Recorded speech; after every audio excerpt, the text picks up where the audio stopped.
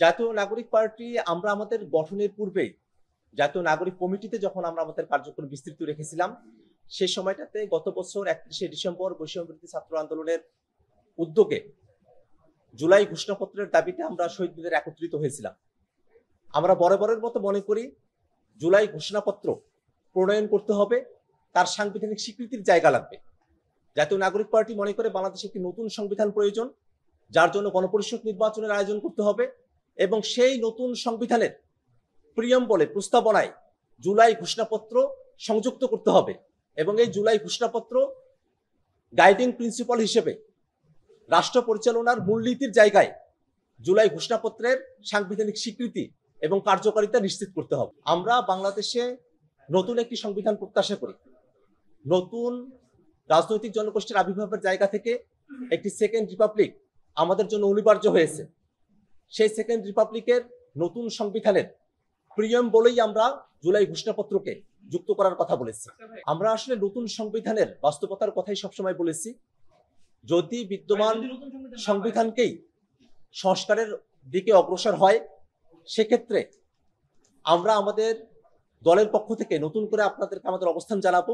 তবে প্রাথমিকভাবে আমরা এই কথাই বলছি যে নতুন হোক পুরাতন হোক, এই সংবিধানের প্রিয়াম্বলেই জুলাই ঘোষণাপত্রকে সংযুক্ত করতে হবে, গাইডিং প্রিন্সিপাল হিসেবে স্বীকৃতি দিতে হবে এবং সংবিধানের অ্যানেক্সার হিসেবে না, সংবিধানের মূলের সঙ্গেই জুলাই ঘোষণাপত্রকে সংযুক্ত করতে হবে। প্রধান বিচারপতি নিয়োগ প্রক্রিয়া, জরুরি অবস্থা এবং তত্ত্বাবধায়ক সরকার, এই বিষয়গুলো নিয়ে বিশদ আলোচনা হয়েছে। প্রধান বিচারপতির নিয়োগের বিষয়ে বাংলাদেশে এর আগে কোনো বাধা ধরা নিয়ম ছিল না। রাষ্ট্রপতি চাইলে যে কোনো ব্যক্তিকেই প্রধান বিচারপতি হিসেবে নিয়োগ করতে পারতেন, তার জন্য কোনো গাইডিং প্রিন্সিপালও তেমন করে ছিল না এবং সুনির্দিষ্ট কোনো নিয়ম নীতি আইনের ভিতর দিয়ে প্রধান বিচারপতি নিয়োগ হওয়ার মতো সুযোগটা সেখানে ছিল না, যার ফলে দলীয় বিবেচনায় প্রধান বিচারপতি নিয়োগ হওয়ার মতো ঘটনা অতীতে ঘটেছে। সেক্ষেত্রে প্রধান বিচারপতির নিয়োগের বিষয়ে রাজনৈতিক দলগুলো নীতিগতভাবে একমত হয়েছে যে একটা আইনের ভিতর দিয়ে সাংবিধানিক একটা বাধ্যবাধকতার মধ্য দিয়ে যেন প্রধান বিচারপতি নিয়োগের জায়গায় একটা বিধান তৈরি করা হয়। আজকে ঐক্যমত্য কমিশনের আলোচনায় কমিশনের তরফ থেকে প্রধান বিচারপতি নিয়োগের ক্ষেত্রে পর্বে প্রবীণতম ব্যক্তিকে প্রধান বিচারপতি নিয়োগ করার ব্যাপারে প্রস্তাবনা উত্থাপন করা হয়। আমরা জাতীয় নাগরিক পার্টি এনসিপির তরফ থেকে এর আগেও বলেছি যে যিনি কর্মে প্রবীণ এবং বয়োজ্যেষ্ঠতা সেই জায়গা থেকে যেন প্রধান বিচারপতি নিয়োগ করা হয়। জাতীয় নাগরিক পার্টি এনসিপি জ্যেষ্ঠ বিচারককে প্রধান বিচারপতি হিসেবে নিয়োগের সুপারিশ করেছে। এই জায়গায় এখনো পর্যন্ত রাজনৈতিক দলগুলোর মধ্যে নীতিগতভাবে একমতের জায়গা তৈরি হলেও সর্বশেষ জ্যেষ্ঠতম বা জ্যেষ্ঠ দুইজন এই জায়গার মধ্যে এসে আলোচনা থেমে আছে। আবার তত্ত্বাবধায়ক সরকারের বিষয় নিয়ে আলাপ আলোচনা হয়েছে। কমিশনের তরফ থেকে আগে যে প্রস্তাবনা দেওয়া হয়েছিল তার বাইরে এসে নতুন করে তত্ত্বাবধায়ক সরকার গঠনের প্রস্তাবনা দেওয়া হয়েছে। তত্ত্বাবধায়ক সরকার গঠনের জন্য একটা বাছাই কমিটির কথা বলা হয়েছে, একটা গঠন কমিটির কথা বলা হয়েছে, যেটা সর্বদলীয় একটা কমিটি হবে।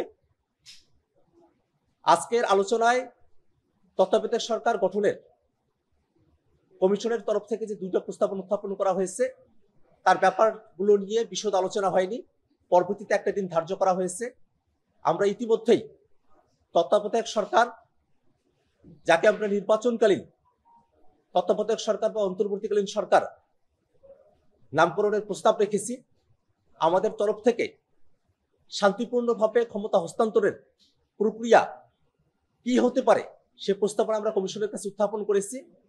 পরবর্তী দিনের আলোচনায় তত্ত্বাবধায়ক সরকারের গঠন প্রক্রিয়া বা গঠন কমিটি বাছাই প্রক্রিয়া, এই বিষয়গুলো নিয়ে বিশদভাবে জাতীয় নাগরিক পার্টি এনসিপির পক্ষ থেকে কমিশনের কাছে প্রস্তাব উত্থাপন করা হবে। জরুরি অবস্থা নিয়ে বিশদভাবে আলোচনা হয়েছে।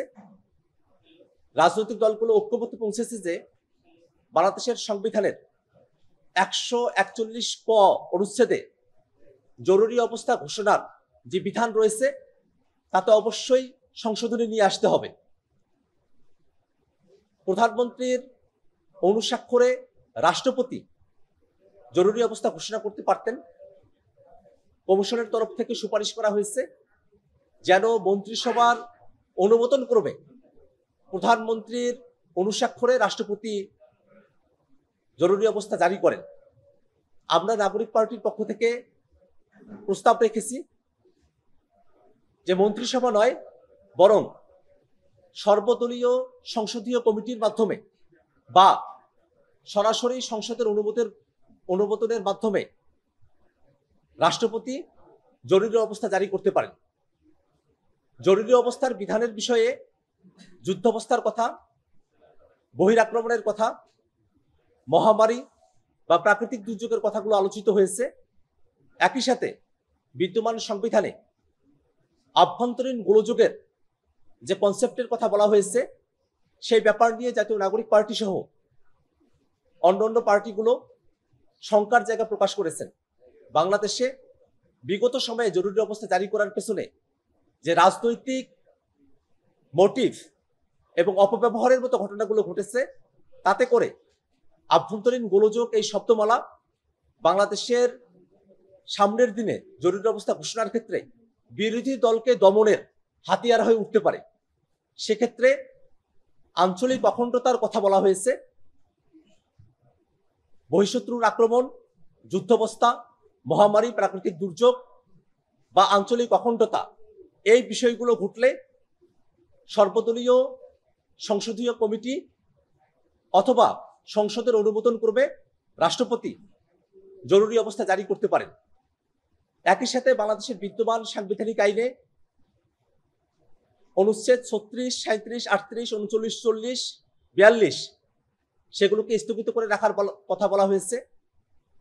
আমরা কমিশনের কাছে প্রস্তাব রেখেছি যথাসম্ভব মৌলিক মানবাধিকারের জায়গাগুলোকে অক্ষুণ্ণ রেখে যেন জরুরি অবস্থার দিকে সরকার অগ্রসর হয় সে বিধান জারি করতে হবে।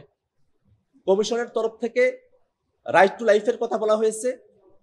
একই সাথে টর্চারের এগেইনস্টে মানহানিকর, মর্যাদাহীন শাস্তি সেগুলোর বিরুদ্ধে প্রভিশন রাখার কথা বলা হয়েছে। আমরা তার সঙ্গে একমত পোষণ করেছি এবং একই সাথে আমরা মনে করি জরুরি অবস্থা চলাকালীন সময়ে অ্যাক্সেস টু জাস্টিসকে যেভাবে বন্ধ করে রাখা হয়েছে আর্টিকেলের 141 গতে, সেটার পরিবর্তন নিয়ে আসা প্রয়োজন। জরুরি অবস্থার সময়টাতে যাতে নাগরিকেরা তাদের বিচার প্রার্থীর অধিকার থেকে বঞ্চিত না হন সে বিধান রাখা প্রয়োজন। অ্যাক্সেস টু জাস্টিস যেন বলবৎ থাকে জরুরি অবস্থার সময়টাতেও, এই প্রস্তাবনা আমরা জাতীয় নাগরিক পার্টি এনসিপির পক্ষ থেকে আজকে ঐক্যমত্য কমিশনে প্রস্তাব করেছি। সব মিলিয়ে আজকের ঐক্যমত্য কমিশনে প্রধান বিচারপতি নিয়োগ, জরুরি অবস্থা এবং তত্ত্বাবধায়ক সরকার ব্যবস্থা নিয়ে অনেকগুলো জায়গাতেই বেশিরভাগ রাজনৈতিক দলগুলোর মধ্যে ঐক্যমতের জায়গা তৈরি হয়েছে। সেগুলোকে আরো মৌলিকভাবে বাস্তবায়নের জন্য কমিশন সময় চেয়েছে। পরবর্তী দিনে সেগুলো নিয়ে আরো বিস্তারিত আলোচনা হবে।